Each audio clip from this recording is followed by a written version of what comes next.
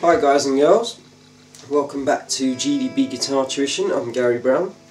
I hope you're enjoying playing, I hope you're enjoying the videos, and I hope that you're learning something and having fun with it.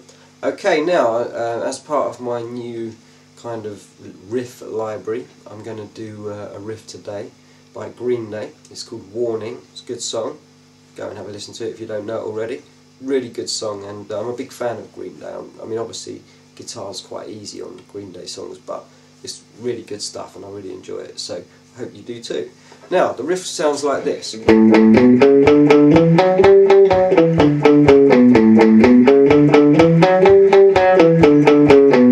I've got a bit of distortion on my TS9 and a bit of compression, nothing major. My valve amp's pumping out nicely.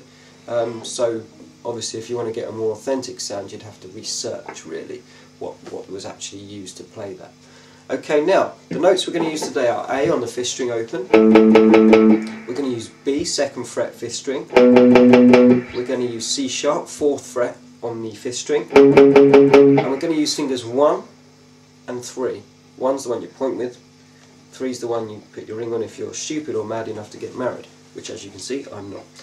Okay, so we're going to play, I'll just reiterate that, it's the open 5th string, the 2nd fret of the 5th string, 1st finger, and the 4th fret of the 5th string on the 3rd finger. We're going to do exactly the same on the 4th string, but we're playing obviously D, E and F sharp. So it's on the 5th string, 0, 2, 4, and 0, 2, 4 on the 4th string. And then we're just going to play the G open of the 3rd string. Okay, so I'll just reiterate and come down again. So you're going to do this.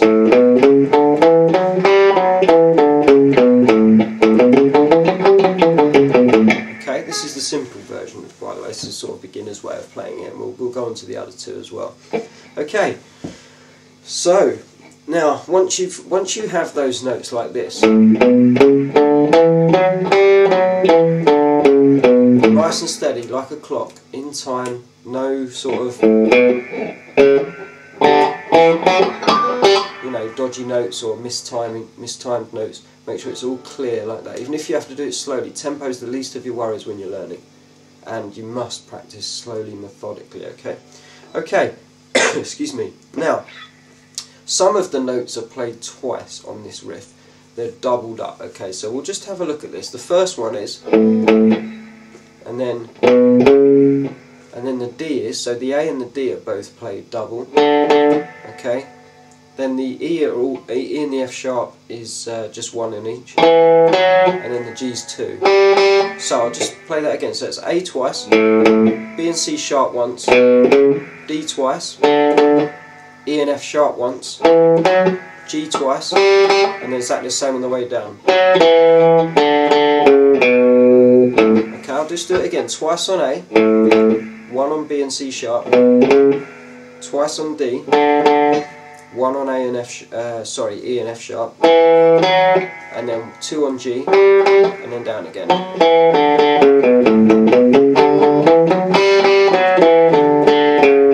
just play it really slowly.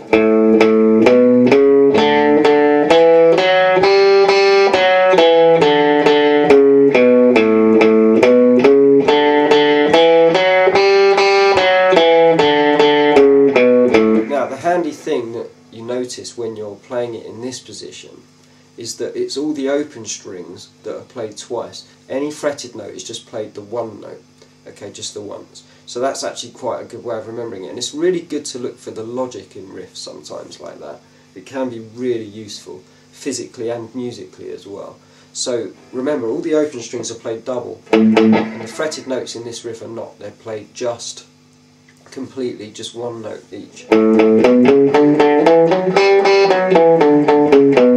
Now that's the kind of thing that you can miss quite often as a student and as a teacher also as well, and it's those little logical things that sometimes make the difference. Now, just to throw a spanner in the works, we're going to try the riff a different way now, just with the 4th finger as added as well. We're going to be using the 1st finger still using the 3rd finger, but we're going to add the 4th finger. One reason I do this is because the 4th finger is weak. It is weaker than the others. even now, I mean, even after the time I've been playing, it's still my weakest finger. It's not weak, I wouldn't say, but it's still the weakest of the four, I would say. So we'll try and use this riff as a bit of an excuse to sort of practice with the fourth finger. Now, the way we do it, the A string is still played open. However, the D string, we're not going to play it open now, the fourth string. We're going to fret that D with the fourth finger on the fifth fret of the fifth string. So the riff is now going to go like this. I'm going to just tell you the fret number. So it's 0 on the fifth string, 2 on the fifth string, 4 on the fifth string, and the fifth fret of the fifth string. And that's the one with the fourth finger there. I hope you can see that. Okay? I hope you can see that. Okay.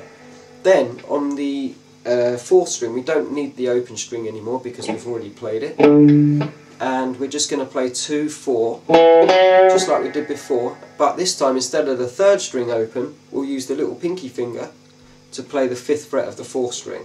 So the notes are, or the frets are now this. On the fifth string, 0, 2, 4, 5. And on the fourth string, it's just 2, 4, 5, no 0. So it still works, but you're just changing it slightly, just as an excuse to use that little pinky and give it some exercise. Don't know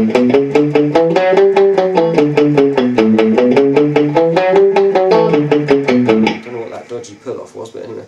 Okay, now, there is another way. Once you've gone past that, if you're not a beginner, you want to do it a bit more sort of higher up the neck and you don't want to use open strings. I do try and avoid open strings where possible. You can play it here.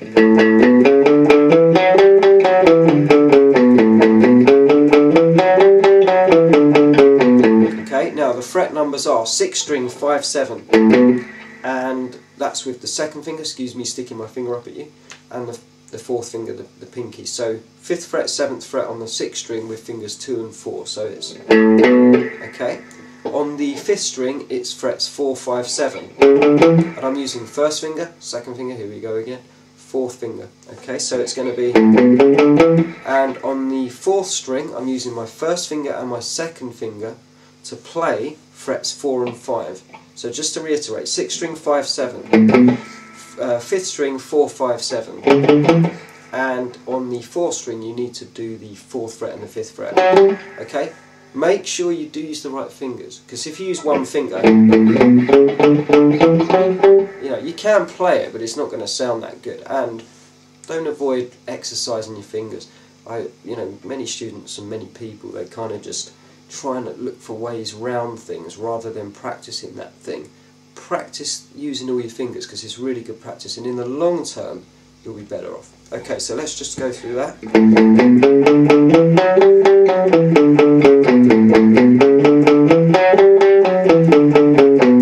Okay, so I hope you've enjoyed that. It's a good riff, it's a cool riff. I hope you got something out of that lesson and enjoy it, and I'll see you next time. Thank you very much for joining me.